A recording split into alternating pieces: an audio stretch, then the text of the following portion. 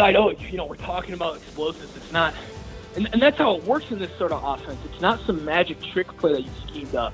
It's not this great pass concept you dreamed up because you're such a smart coach. It's because we were able to play fast and run power. It's those basic plays that become the explosives. And our guys are bought into that part of it. So, it's not, I really hope coach is smart enough to out-scheme these guys. I can guarantee you I am not. We just have a buy-in within our culture to play fast and to be physical.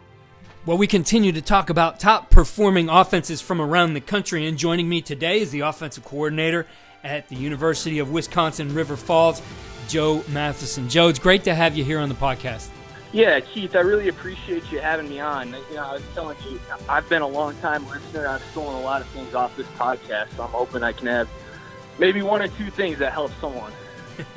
Well, definitely, I'm sure you will. I can tell you everybody does. It's one of those things that if there's one thing you can take away that is worth your while, and I know coaches tell me all the time that there's a lot of takeaways from these. So we're going to get into your top-performing offense.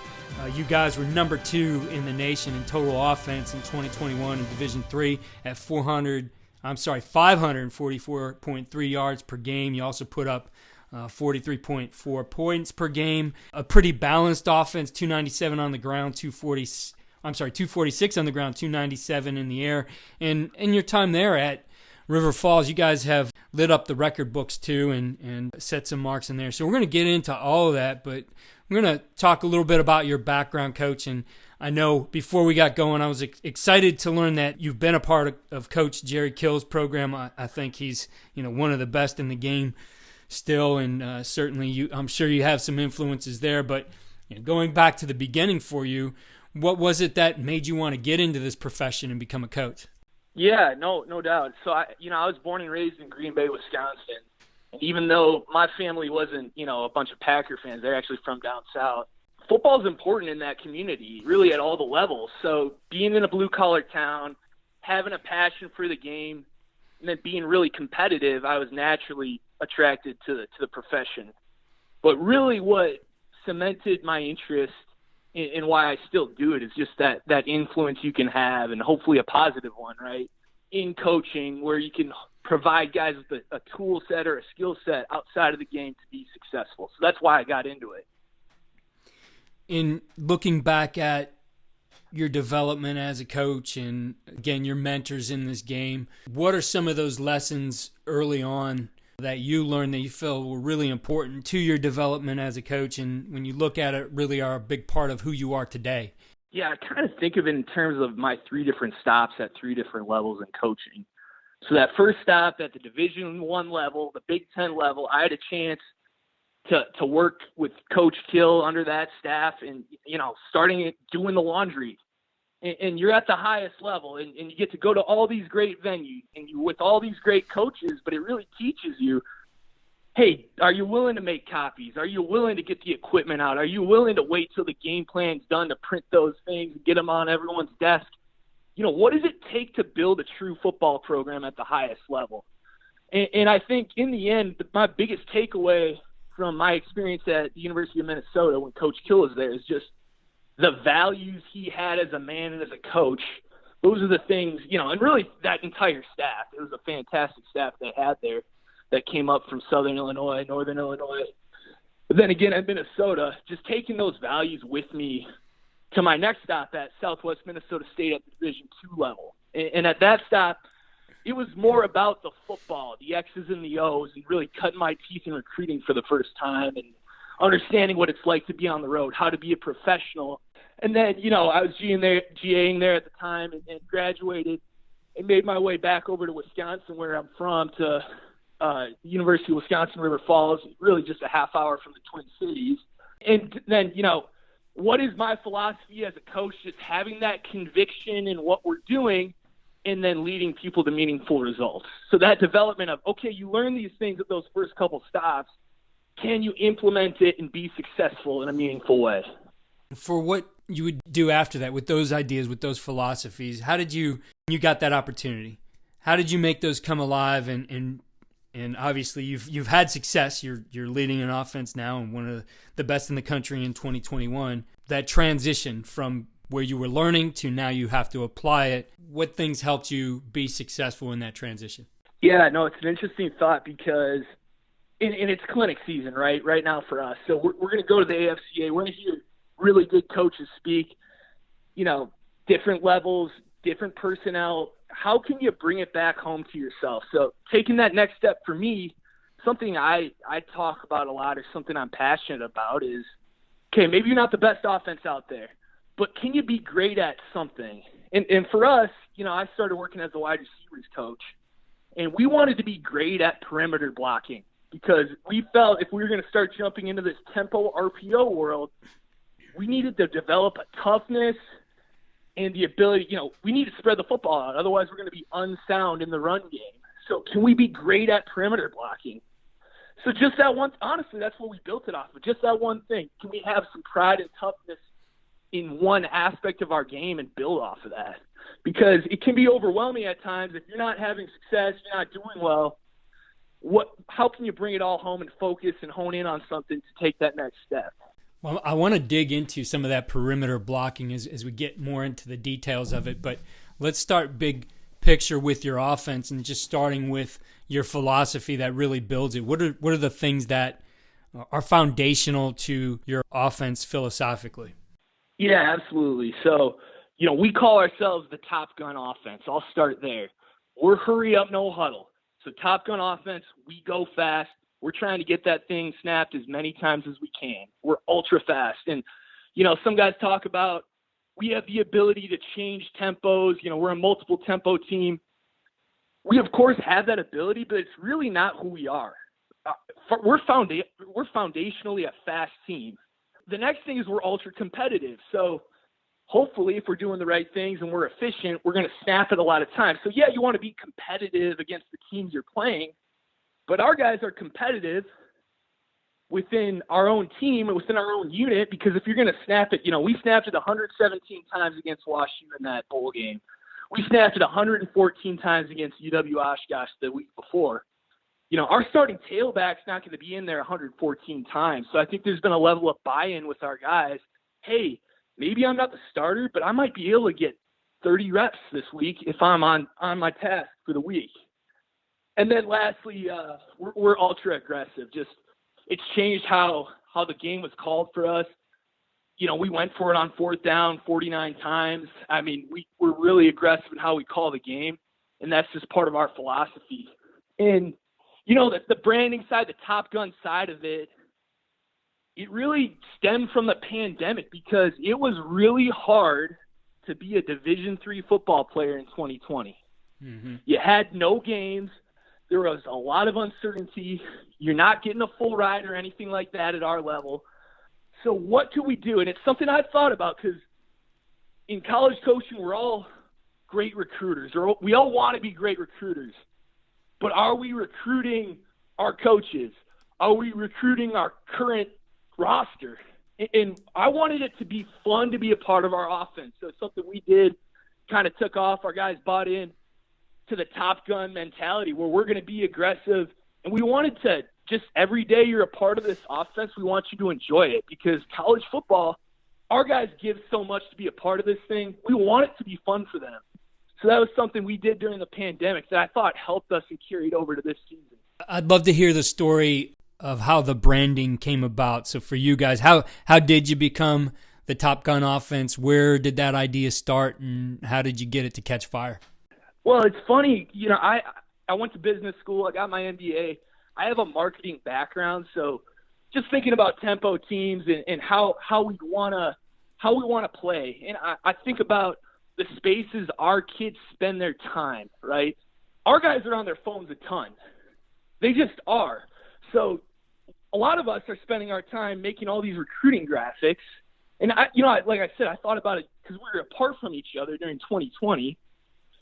How can we message to our current roster and to our guys? Because those are the guys we want to take care of and have a level of buy-in with too. So that's where it really came from.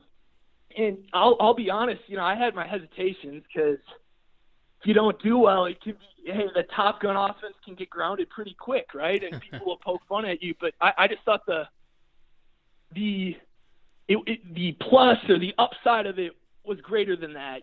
Why worry about what other people think when maybe it could have a positive influence on our program and our kids? So we just went for it. We went all in. Of course, our head coach is all in on us. Our defensive coordinator's all in on it, and that's so important too. And that's the other thing I talk about is just the staff alignment and buy-in.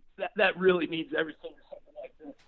Yeah, I would say especially if, as you mentioned, being a team that went for it on fourth down 49 times, I'm sure some of those were not in the most ideal places on the field. Certainly the head coach has to give the green light for that, but also, the defensive coordinator needs to be comfortable with, hey, we might not be in the best position here to start. So the mentality there, the philosophy, how did that all come about? How did you guys work that out as a staff that, hey, this is going to be part of what we do? This program hadn't been 500 in 20 years. We're in a really good league, Wisconsin, Whitewater, Oshkosh, across these teams that people maybe are familiar with nationally. It had been a while since there had been some success here. So we wanted to be a little bit different in terms of what other teams do in our league. We felt like our recruiting was coming along and that we had depth. And one way we could take advantage of our depth, both offensively and defensively, was by going fast and doing it efficiently. And our DC, it's awesome because he's the one on the headset telling our head coach, go for it, because he's an offensive guy too. And he's bought in and really, like I said, coming together as a staff and aligning to get on the same page to go fast, it's so important. Because I think about, as you hear coaches talk about the communication system, and, I call it from up in the box. It's like we go so fast because our head coach is bought in. Our communication system is not perfect, but we're really aligned in what we do. And we have a lot of conviction in what we do. And that allows us to really get that next play in so fast and really be aggressive. And that makes all the difference. If you aren't aligned as a staff, it's never really going to happen that way. The tempo side of things, in order to go fast, and you mentioned, the communications, those certainly have to be streamlined. And if you're going to go fast, the call has to get in quick. You have somewhere between 9 and 11 seconds, depending on a crew, from the whistle to when that ball is set for play again. So for you, the thought process has to start pretty quick. You have to make decisions quickly, and the communication from upstairs to the signalers onto the field has to be, very succinct as well. So how did you work those things out to an efficiency that's going to allow you to, as you say, get 117 snaps in per game? Yeah, I think there's a lot of things that go into it. I mean, I think staff structure is really important, and maybe as something that I look at a little bit differently, because I think a lot of times when I get questions or hear questions, it's usually about the communication system, when I actually think that can be secondary. Can you coach the mechanics every day in practice? I heard you were talking to Coach Mazzoni about, some teams running the film. They're watching, we don't do that where they run the film the entire way through and you can see on film. I actually love the idea of it. But we were able to actively coach the mechanics of getting the ball back to the official, emphasizing the speed and tempo within practice every day. It's just our DNA. So what I mean about staff structure is our head coach is running the scout team. To have that level of buy-in where he's running the scout team, he understands what what the opponent's doing on defense. I mean, you talk about buy-in, you got those young scout team guys. That's the head coach running it with them. I mean, that sort of thing makes it go. We emphasize, in our meeting time, breaking up our days so we can coach off the film versus coaching out on the field so that we can go fast. So I would attribute our staff buy-in and structure as a big part of that as well, just how we run things. And then the other thing, you want to run 117 plays, you better be efficient. So I think a lot of, what some of our success was last year was understanding our strengths, and it was just as much about what we didn't do as what we did do. What's in the plan, what's not in the plan. Are we trying to force these kids to do something that's outside of their nature? Because we wanted to really leverage and maximize our strengths. And that's something we worked hard at as a staff in our evaluation. So from the mechanical perspective, running the mechanics of tempo and, knowing from having coached at the Division III level myself, we didn't have budget, we didn't have officials out at practice. So how do you create that environment which becomes more game-like, where your players do get used to, whatever your rules might be, like, hey, you don't put the ball on the ground, you're going to go hand it to the official, etc. We denote an official. I'm really coaching up the tempo as we go. I'm controlling it with the whistle. I thought that was another clever thing I heard too that we do almost intuitively is, hey, maybe you're ripping off an 80-yard run, but it's more important to me to get lined up and get to the next play. So we denote all those things. I think where it's really hard at times is situationally on third down, in the red zone at times, getting that communicated when you maybe lack staff and maybe, like with us, maybe your head signaler's got COVID, right? It's something out of your control. So we always make sure our quarterbacks are on top of the signals. We've kind of run the gamut of, hey, it's another Tuesday. It maybe is week 7, but we've got some new challenges than what we had in week 4. But our job as a staff is to make sure we create that environment somehow, some way for practice today to ensure our kids are ready to go. So we just had that mindset. But it definitely can be challenging. But at the same time, if you decide what you want to emphasize, you can get it done. You mentioned that this long period of not playing, you guys were able to take advantage of that. And we have had coaches on who, or at least I don't know if I've recorded it and put it on there, but I've talked to coaches who definitely expressed that last spring, winter, whatever you wanted to call that season. There's so many challenges to that. They felt it would have been better just to be able to focus on themselves in practice. And you guys did have that situation at the Division III level, and you guys didn't have a season, but you were able to put a focus on yourself. So learning from that, whether things change a little bit and give you more time in the spring later or not, what did you take away from that approach that's going to help you in the future? Yeah, well, I think there are different components of it. I mean, first of all, I felt like our guys were maybe even refreshed in a way when it's a full year of no games. But you got to remember, our guys are coming from different areas, different backgrounds. They have been going through a lot during this pandemic. And for them to, in any capacity, find a way to get on the field again and do what they love, I think it brought maybe a new appreciation for what we get to do at this level as a football program. But we started out, we were going early in the morning. It was dark out. It was cold.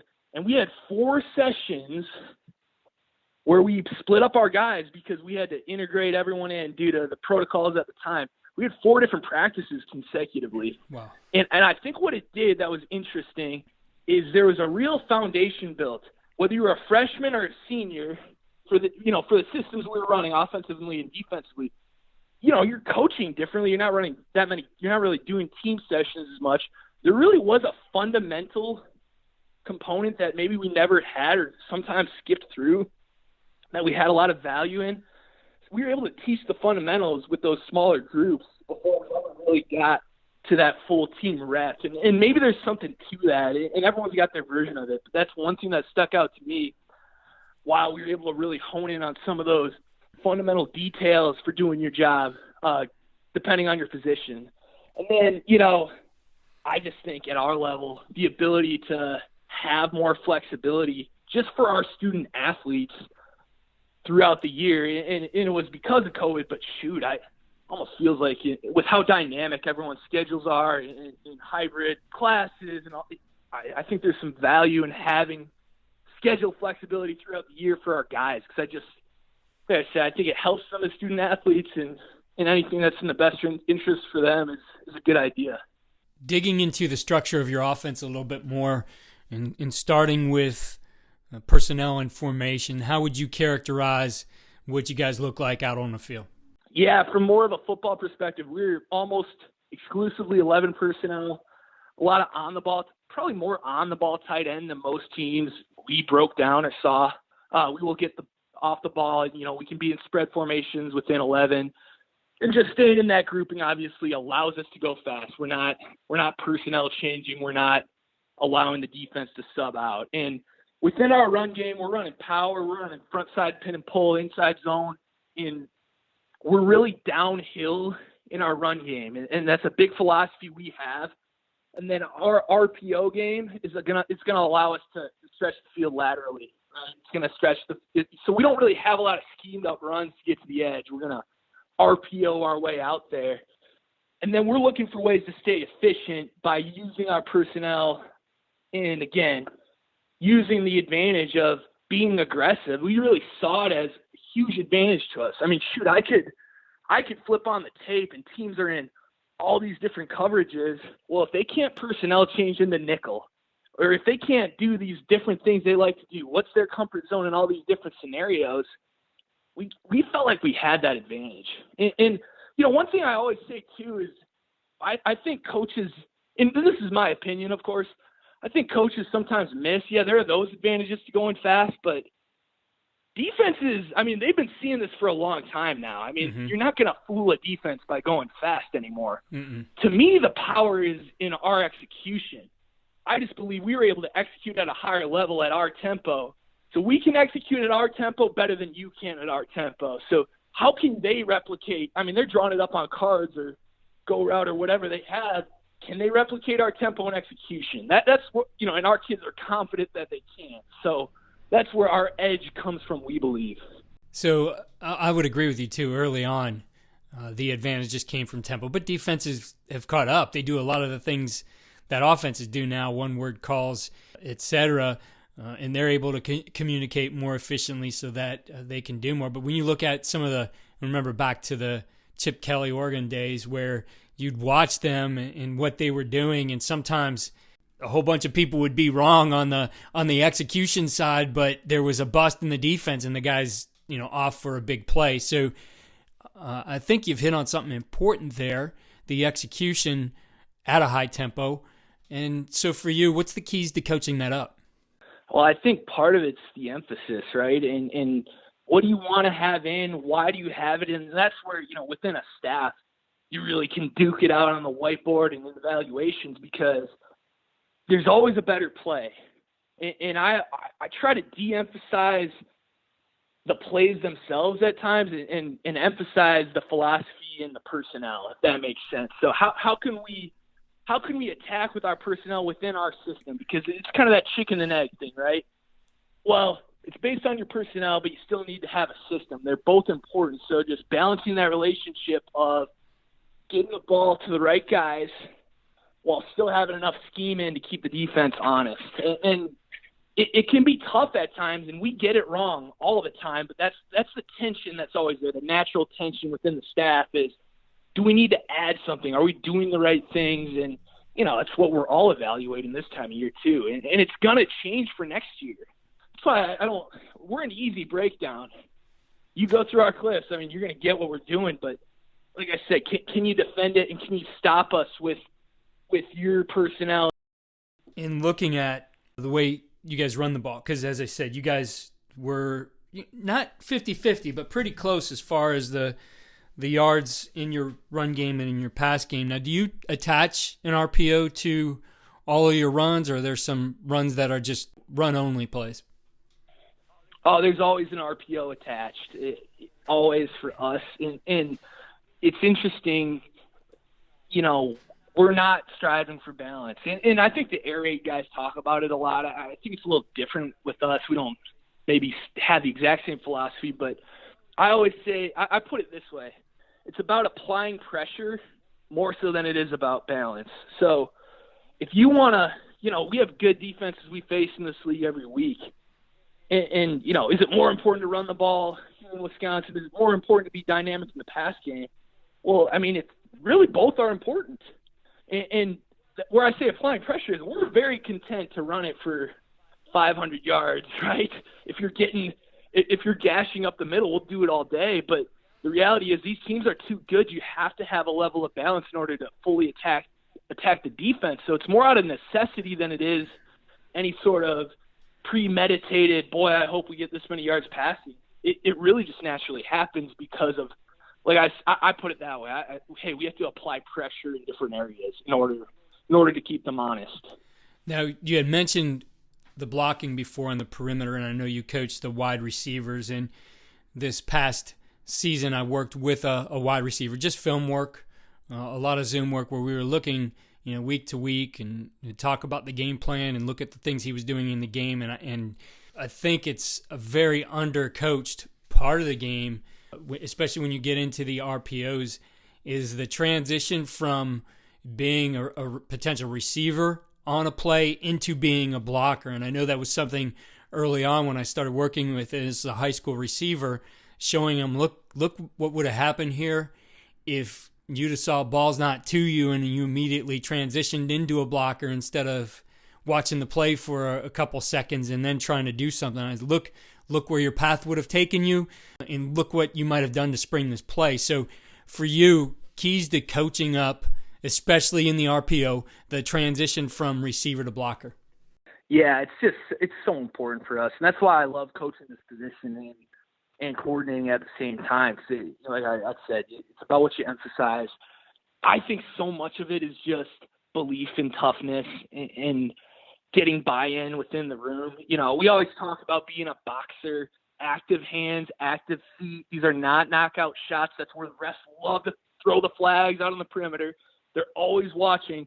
So we work it a ton. We work it every day. We're doing a blocking progression. We're working our hands and feet. And it's funny. We had an All-American tight end, and he was 255 pounds, and he's ultra athletic. And he had to work it too because it's different out on the perimeter. Those are difficult blocks. So we talk more about, hey, a good boxer, yeah, you have a handful out there that can knock someone out in round one, those heavyweight guys. There are a couple of them out there. You've got to be the featherweight. You got to work it all 12 rounds. You got to finish that block. And like I said, it's something we emphasize and believe in because I just think we're unsound if we can't distribute the ball out there. We don't have enough hats in our 11 personnel run game unless we can get the ball out in the perimeter. So it's something we work on a ton. And like I said, it's something we strive to have a lot of buy-in with our guys. Hey, if I'm helping out my teammate, I'm getting the ball the next time, and we have the different RPOs where our guys are blocking for each other and you're blocking for your brother on the perimeter. So it's something, like I said, we definitely emphasize that part of it. Now, are there any certain drills, there were, especially before the RPO, a lot of traditional drills. Everybody used them. Here's my progression for teaching how to block, etc. Anything you do now that takes into account the different angles, the different spaces you're going to need to get to make some of those blocks? Yeah, absolutely. Just simply put, we're going to work our hands and our feet and our punch, and we'll do a rapid fire punch drill where we're correcting tight elbows, thumbs up, all those types of things, striking in the chest, everything we want to emphasize, and we're going to do it for a while. That's the key. We're not punching one time. I'm going to burn their feet up a little bit because these blocks, they're hard to hold on to. So we're trying to train the body to get used to how these blocks can go. And then we'll progress. We'll do a leverage drill where we're actually going to have that partner back up. We're going to send them on different angles. And then, we're going to describe a concept where you need to block and get leverage on the defender. And we'll work that at, lower speeds at first. And then, I've seen people call it Millennial Oklahoma. We call it perimeter drill here. We love going up against our defense. And you cannot replicate it because, I always tell our guys, you think you have that block, but guess what the defense is working on every day? They're working on getting their hands into you and shedding right when the ball gets there. So they trick you or lull you to sleep. They let you think you have the block, and then they're defeating you right on their time, right on their watch when they want to make that play. So just that good on good is really hard to replicate, and we love doing it, and we work it hard, and we coach it really hard here. We coach it hard. We get after guys, and it's really physical. And it's something you can do in just shells. You don't have to be full padded up or anything like that. You can get great work in just in shells doing that. To have an offense that puts up points like you do and gains yards like you do, the explosives are going to be an important part of it, right? Moving that ball down the field. So for you, how do you find those opportunities for explosive? And, looking back at this past year, what was a dominant concept for you that really produced some of those? Well, I think being great up front, being physical up front, really opened everything else up for us. If you could count on, because I thought, there are different trends. When you're talking about explosives, to me, a lot of it within what we do is about the defensive structure we're seeing. And the trend this year within at least our area or our conference, when we break down teams and, you could get into different things about how you're calling a game, but teams were matching our perimeter numbers. They were going to structure their defensive shell to match our numbers in the RPO game more often than not and dare you to run it. We had to prove we could do that. So I know, we're talking about explosives. It's not – and that's how it works in this sort of offense. It's not some magic trick play that you schemed up. It's not this great pass concept you dreamed up because you're such a smart coach.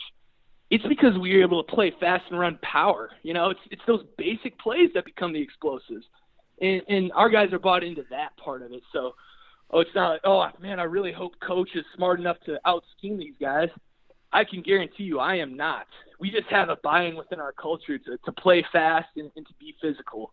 With the fourth downs, and, you guys said you went for it 49 times this year, does that become a section of your game planning, or are you just carrying over maybe some of the things you have on the third down for those situations?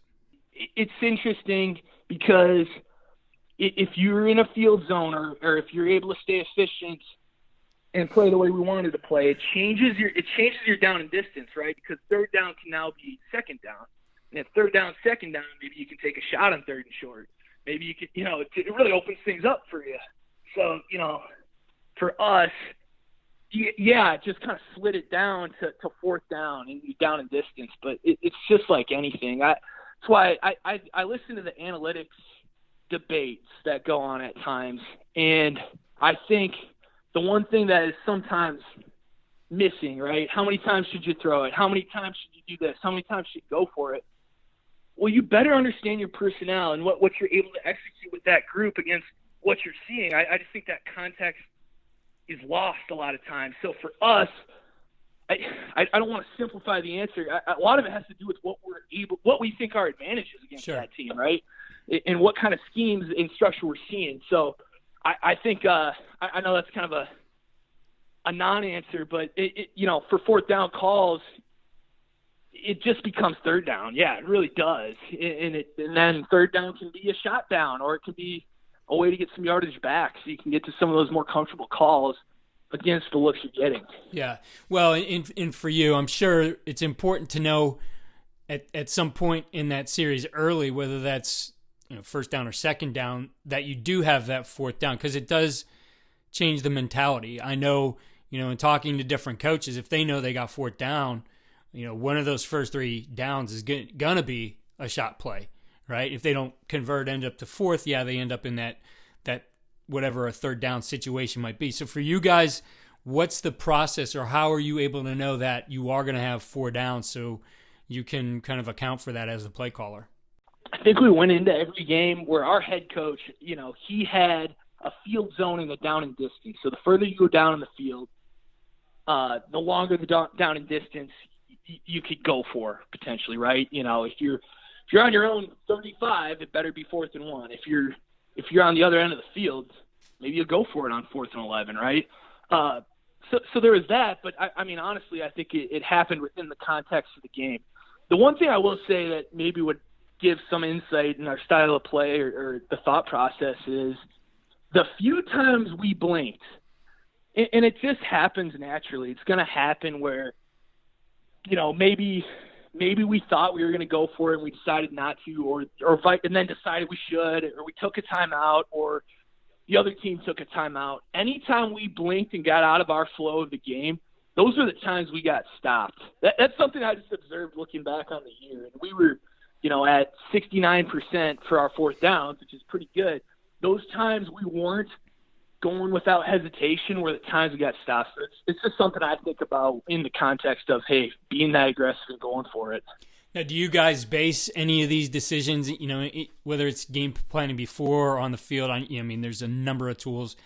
Some people have the championship analytics book. I know usually the cost of that is prohibitive at the Division III level, but there's other things out there. Is there anything you guys use to determine, the go for it, whether that's fourth down or go for two or any of those situations?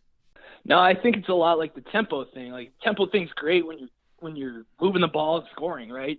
Just like going for it on fourth down is awesome when you're getting it, right? So I think we proved we could stress defenses. We proved to teams we could grind it out and run the football, and we were able to prove we could convert a lot of these downs. And as we went, it was critical in getting us to the postseason. I believe that just our buy-in and ability to do it was critical. So no special analytics, nothing like that. Just proven results with the group we had out there. In looking at what people are trying to do to you, and I know this always varies from conference to conference, but did you see anything trending as far as, especially from the tempo perspective, on how teams might try to stop you or ways they are trying to combat you guys going fast and using tempo as a weapon? Yeah, I think, one trend I told you, I think the first thing we got really good at was our perimeter RPOs and perimeter blocking. So one trend we saw is teams were going to match your numbers. Teams were going to try and knife corners and make it hard, and they're going to play half-field coverages, 4-2-5 coverages to match those numbers. And to me, to develop the ability to be physical at the point of attack and run the football, it's unmatched when it comes to tempo football, in my opinion. If you can run it, you're gonna have success because it's too hard to defend everything. It's a lot to defend. The other thing, trend-wise, I think simulated pressures are big right now. Guys are gonna try and get you to, ID and slide a certain way, not bring in, all those types of issues up front within, especially, 5-man protections. Can we get you to slide out to someone wide and let someone go up the pipe? All those types of things. I think defensive coordinators are getting very creative and walk almost like the old A-gap pressures everyone used to walk up, just in different ways. We saw that as a trend. I think we were able to keep teams out of that. So, hey, what are the downs where they can do that? Starting a series, right? Or if you're going to hesitate on third down, so you better not hesitate on third down, and you better start the series with some movement or motion to try and combat that. That was our philosophy. You better fight back at some of those looks they give you because they are challenging for the guys up front, especially when your communication system's not easy going fast. That's a good point. Definitely the sims are something you've seen become a big part of things, and yeah, they're trying to screw up your protections or your blocking scheme. You've mentioned being simple. So just from that perspective and being able to handle it, what are some of the keys for you guys that you're not overburdening your offensive line, that now the sims are getting them to slow down, and obviously that's not what you guys do? Well, I think the more RPO based for those guys you can be in the tempo offense, the better, and you can be more or less aggressive with it. You look at some of the more innovative teams in the country, like a Wake Forest with that long mesh, and some of the things they're doing. We played around with changing our aiming point, changing our emphasis to something maybe more laterally, right? So that we can get more pass game out of our run game so that we're not asking them to be setting or be defensive within what we're doing. So that's maybe the biggest thing we've done for those guys is how about we just run? I mean, those guys love running the football. How about we just keep doing that and just keep that mentality?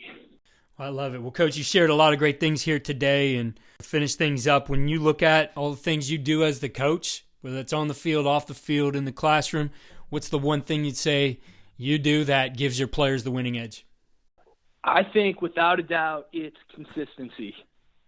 If you can consistently preach the same values, if you can consistently be there for those guys, they'll give consistent performance. I believe that. I think that's what our business is all about, is hopefully we're training these young men to be consistent in whatever they whatever they choose to do. And I think that's one of the best values we can provide.